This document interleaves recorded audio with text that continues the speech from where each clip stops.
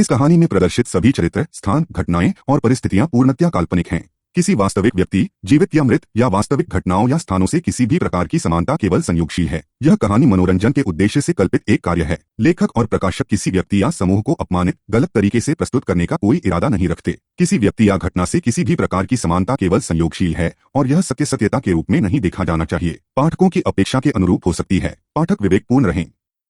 यह कहानी का दूसरा भाग है। यदि आपने पहला भाग नहीं देखा है तो कृपया डिस्क्रिप्शन में दिए गए लिंक से पहला भाग देखें और फिर कहानी का दूसरा भाग देखें। डॉक्टर शर्मा और उनकी टीम ने आत्मा और दूसरे आयाम के बारे में अधिक गहराई से अध्ययन किया। उन्होंने विभिन्न वैज्ञानिक प्रयोगों के माध्यम से आत्मा की अस्तित्व को पुष्टि की। वे देखा कि आत्मा मरने के बाद एक अलग आयाम में स्थित होती है, जहां वह अपनी प्रगति करती है और अपने अनुभवों से सीखती है। इस अध्ययन में वैज्ञानिक ने भी यह पाया कि आत्मा और दूसरे आयाम के बीच संवाद संभव होता है। आत्मा स्पष्ट और अचेतन प्रकाशों, संकेतों और संकेतकों के माध्यम से संवाद करती है, जो उसे दूसरे आयाम के रहस्यों के बारे में जानने में मदद करते हैं। डॉक्टर शर्मा और उनकी टीम के अध्ययन ने आत्मा के बारे में नई ज्ञान की दुनिया खोल दी है। इससे मानव समझ में आया है कि जीवन के बाद भी हमारी उपस्थिति और अनुभव जारी रहते हैं, केवल हमारी अवगति के लिए एक नया आयाम में जाते हैं। यह ज्ञान न सिर्फ वैज्ञानिक समुदाय को वैज्ञानिकों की यह खोज और अध्ययन अत्यंत महत्वपूर्ण है, क्योंकि इससे मानव समझ में आया है कि मृत्यु के बाद भी हमारी आत्मा अस्थायी रूप से अन्य आयामों में स्थित रहती है। यह ज्ञान लोगों को एक नई दृष्टि देता है, जहां हमारी आत्मा की मौजूदगी, उसके गतिविधियों और अनुभवों का समझना संभव होता है। इस खोज ने धार्मिक और आध्यात्मिक परंपराओं के साथ साथ सामान्य जनता के बीच भी एक महत्वपूर्ण परिवर्तन लाया है। लोग अब मरने के बाद का संचालन, आत्मा की यात्रा और अन्य आयामों के बारे में अधिक जानने की उत्सुकता रखने लगे हैं। यह ज्ञान लोगों को आध्यात्मिकता की ओर आकर्षित कर रहा है और उन्हें जीवन के अद्वितीय पहलुओं को समझने का अवसर दे रहा है। इस खोज के बाद से धार्मिक और आध्यात्मिक संस्थानों में भी एक नया आयाम आया है। अधिकांश धार्मिक आचार्य और गुरु अब आत्मा के बारे में नए ज्ञान। डॉक्टर शर्मा और उनकी टीम के अध्ययन से सारे विश्व में संतुष्टि और उत्साह की लहर छाई। वैज्ञानिक समुदाय और आध्यात्मिक जगत एक समान रूप से इस खोज को स्वीकार करने लगे। लोग देखने के लिए उत्सुक हो गए कि इस नए ज्ञान के साथ उनकी आत्मिक साधनाएं और अनुभव भी बदलेंगे।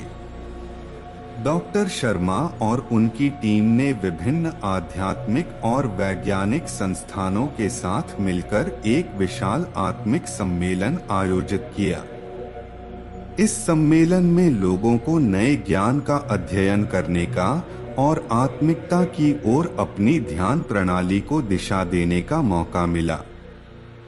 धार्मिक गुरु, आध्यात्मिक आचार्य और वैज्ञानिक समुदाय के प्रतिनिधियों ने इस सम्मेलन में अपना ज्ञान, अनुभव और विचारों को साझा किया। इस सम्मेलन ने आत्मिक जीवन की नई पहचान की शुरुआत की और लोगों को जीवन के पथ पर आगे बढ़ने के लिए प्रेरित किया। धीरे धीरे समाज में आत्मिकता की महत्वपूर्णता की पर। हालांकि जब यह नया ज्ञान आम लोगों के साथ साझा हुआ, तो कुछ लोगों ने इसे स्वीकार करने में कठिनाई महसूस की। यह नया वैज्ञानिक दरबार काफी विवादों का केंद्र बन गया। कुछ लोग नए ज्ञान को अपूर्ण और अनुप्रयुक्त मानने लगे, तो कुछ ने इसे अपनी आध्यात्मिक प्राथमिकता से अलग माना। धार्मिक संस्थानों के आचार्यों ने भी विशेष बैठकों में इस विषय पर विचार विमर्श किया, लेकिन संपूर्ण सहमति नहीं मिल सकी। ऐसे विवादों और अस्थिरता के बावजूद डॉक्टर शर्मा और उनकी टीम ने अपना अध्ययन जारी रखा। वे और उनके सहयोगी स्वयं को आत्मिक सच्चाई को खोजने और सिद्ध करने में समर्पित रहे। वर्षों के अध्ययन और संगठित प्रयासों के बाद डॉक्टर शर्मा और उनकी टीम ने एक और आयामिक खोज की। इस बार उन्होंने आत्मिक ज्ञान का वैज्ञानिक प्रमाणित साक्ष्य प्रदान करने के लिए मेडिकल इंटरफेस तकनीक का उपयोग किया। इस तकनीक के द्वारा डॉक्टर शर्मा और उनकी टीम ने मानवीय शरीर के अंदर स्थित आत्मा के संकेतों को पकड़ने का प्रयास किया। वे एक विशेष मॉनिटरिंग उपकरण तैयार करके इसे व्यक्ति के मस्तिष्क से जुड़े उपकरणों के साथ जोड़ दिया।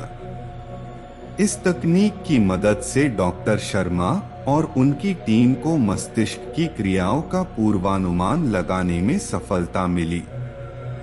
यह उन्हें दिखा कि मरने के बाद आत्मा एक नए आयाम में स्थानांतरित होती है और उसकी चेतना और अनुभव की प्रगति जारी रहती है।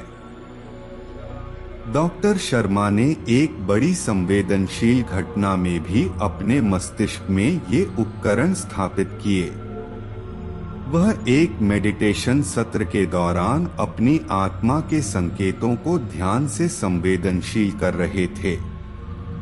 अचानक ये उपकरण बाधित हो गए और आत्मा के संकेत असामान्य रूप से बढ़ गए। उस घटना के बाद डॉक्टर शर्मा ने देखा कि ये असामान्य संकेत आत्मा की संवेदनशीलता और उसकी सांत्वना को दर्शाते हैं। ये संकेत आत्मा की उच्च संवेदनशीलता और सांत्वना दर्शाते ही डॉक्टर शर्मा और उनकी टीम ने बड़ी ही उत्साह के साथ अपना अध्ययन जारी रखा। उन्होंने आत्मा के संकेतों की और अधिक गहराइयों में जाने के लिए नई तकनीकों का उपयोग किया। इन नई तकनीकों के माध्यम से वैज्ञानिक टीम ने आत्मा के अनुभवों की एक विस्तृत तस्वीर बनाने का प्रयास किया। वे देखने के लिए सामरिक और आत्मिक घटनाओं का पूरा संकलन बनाने का प्रयास कर रहे थे। उनके अध्ययन से प्रकट हुआ कि मरने के बाद आत्मा एक विशेष आयाम में स्थानांतरित होती है, जहां वह अन्य आत्माओं और ऊर्जाओं के साथ संपर्क में रहती है। यहाँ पर्याप्त सांत्वना और उच्च स्तर की संवेदनशीलता होती है, जो आत्मा को आनंद और शांति का अनुभव कराती है। इस खोज के परिणामस्वरूप आत्मिक संगठनों और स्पिरिचुअल गुरुओं की मान्यता और प्रभाव में एक तेजी सी आई। लोग आत्मा के बारे में अधिक जानने के लिए आत्मिक संगठनों में भाग लेने लगे और ध्यान और मेडिटेशन की अभ्यासना करने का आदान प्रदान बढ़ाया। वैज्ञानिकों और आध्यात्मिक गुरुओं के बीच सहयोग और समझौता हुआ ताकि यह नया ज्ञान और आत्मिकता का मेल सामरिक और वैज्ञानिक दृष्टिकोण से समझा जा सके। डॉक्टर शर्मा और उनकी टीम ने अपने अध्ययन को और आगे बढ़ाते हुए अन्य वैज्ञानिकों और आध्यात्मिक शिक्षकों के साथ भी सहयोग किया। एक विशेष अंतर्राष्ट्रीय संगठन की स्थापना की गई, जहां वैज्ञानिक और आध्यात्मिक समुदाय के सदस्य एकत्र होकर अपने अनुभव और ज्ञान को साझा कर सकते थे। यह संगठन वैज्ञानिक अध्ययन के आधार पर आत्मा की सच्चाई को स्वीकार करता था, जबकि विज्ञान और आध्यात्मिकता के संगम के माध्यम से आत्मिक उद्धार के लिए उपायों की प्रस्तावना की जाती थी। इस रूप में डॉक्टर शर्मा और उनकी टीम ने संवेदनशील आत्मा के विषय में वैज्ञानिक समुदाय और आध्यात्मिक शिक्षकों के बीच एक समझौता बनाया। उनके अध्ययन ने मनुष्य की अस्तित्व की गहराई और उसकी आत्मिक सांत्वना की प्राथमिकता को स्पष्ट किया। अब मानव समाज में एक नया संघर्ष शुरू हुआ। न केवल वैज्ञानिक दृष्टिकोण से आत्मा की सच्चाई को मान्यता देने की लड़ाई, बल्कि उसके परिणामस्वरूप मानवीय जीवन की संवेदनशीलता, शांति और सामरिक उन्नति के लिए आत्मिकता की महत्वपूर्ण भूमिका को स्थापित करने की लड़ाई भी। डॉक्टर शर्मा और उनकी टीम के प्रयासों ने न सिर्फ आत्मा के अस्तित्व को साबित किया, बल्कि मानवीय जीवन के विभिन्न पहलुओं को भी प्रभावित किया। जीवन की सार्थकता और मानवीय उद्धार के प्रतीक रूप में आत्मा का महत्व मान्यता प्राप्त करने के बाद लोगों के माध्यम से एक नया जीने का तरीका विकसित हुआ। आत्मिकता और ध्यान के माध्यम से मानव जीवन में शांति, स्वस्थता और उच्चतम स्तर की प्रगति को प्राप्त करने के लिए नए उपाय खोजे गए। ध्यान, प्रार्थना और आत्मिक अभ्यास के माध्यम से मानसिक और शारीरिक संतुलन को स्थापित करने की जानकारी और विशेषज्ञता में वृद्धि हुई। आत्मा के अस्तित्व की ज्ञान के साथ लोगों का भय और अंधविश्वास प्रतीत हुआ और उन्होंने जीवन के सभी पहलुओं को सकारात्मक ढंग से स्वीकारा। यह एक सामरिक और धार्मिक जीवन के नए परिणाम स्थापित किए, जहां अधिकार, सम्मान और प्रेम का महत्व मान्यता प्राप्त हुआ। आत्मिक संगठनों, वैज्ञानिकों और आध्यात्मिक गुरुओं के साझा प्रयासों से मानव समाज में वैज्ञानिकता और आध्यात्मिकता के बीच समन्वय और संतुलन स्थापित हुआ। वैज्ञानिक अध्ययन और आध्यात्मिक अनुभवों का मेल द्वारा मानवीय जीवन में एक नया अध्याय शुरू हुआ, जिसमें आत्मा के साथ गहरा संबंध स्थापित हुआ। इस प्रक्रिया में मानव समाज ने अपने जीवन की अर्थपूर्णता को खोजा और स्वयं को संपूर्णता और संतुष्टि के मार्ग पर पाया। ध्यान और आत्मिक अभ्यास के माध्यम से वे सत्य, शांति और प्रेम के प्रकाश में जीने लगे। यह कहानी बताती है कि जब वैज्ञानिकता और आध्यात्मिकता संगम में आत्मिकता को मान्यता मिलती है, तो मानव जीवन में आत्मा के महत्वपूर्ण और प्रभावशाली भूमिका का उद्घाटन होता है। इस अद्वितीय संगम से हमारे जीवन को एक नया अर्थ मिलता है और हम अपने स्वयं को पूर्णता और संतुष्टि की ऊंचाइयों तक ले जाते हैं। इस कहानी में विज्ञान और आध्यात्मिकता के संगम के माध्यम से दिखाया गया है कि मानव आत्मा का अस्तित्व सत्य है।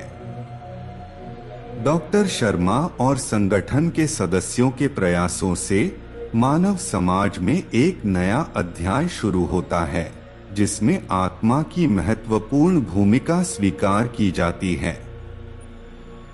आत्मा के अस्तित्व की प्राप्ति से लोगों की दृष्टि बदलती है और वे आत्मिक विकास और सुख की ओर प्रगति करने लगते हैं।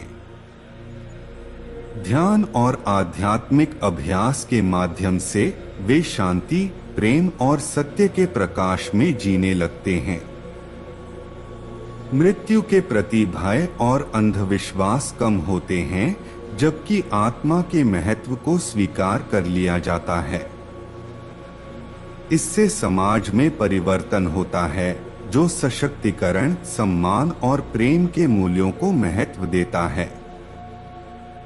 यह कहानी वैज्ञानिकता और आध्यात्मिकता के सम्मिलित होने की मिश्रित संगीत को दर्शाती है, जहां आत्मा के अस्तित्व के स्वीकार से मानव अनुभव में नया अर्थ आत्मा के महत्व के साथ जीने वाले लोग एक उदार, समरसता और प्रेम भरी समाज का निर्माण करते हैं। उन्होंने आत्मा को अपनी जीवन में मध्यस्थ बनाया है और इसे अपने संदेश का हिस्सा बनाया है। समाज में अहम और स्वार्थपरता के स्थान पर सद्भाव, सहयोग और सेवा के मूल्य स्थापित हो जाते हैं। यह कहानी आत्मा के महत्व को स्पष्ट करती है और हमें याद दिलाती है कि हम सभी संबंधों में समय और स्नेह निवेश करें, क्योंकि हमारी आत्मा सभी में एक होती है। यह एक पुरानी परंपरा को तोड़ती है, जहां विज्ञान और आध्यात्मिकता अलग अलग विषयों के रूप में मान्यता प्राप्त करते थे। वे एक दूसरे को पूरक बताए जाते हैं और इस रूप में मानवता के लिए नए और उज्ज्वल दिनों की प्रारंभिक घोषणा करते हैं।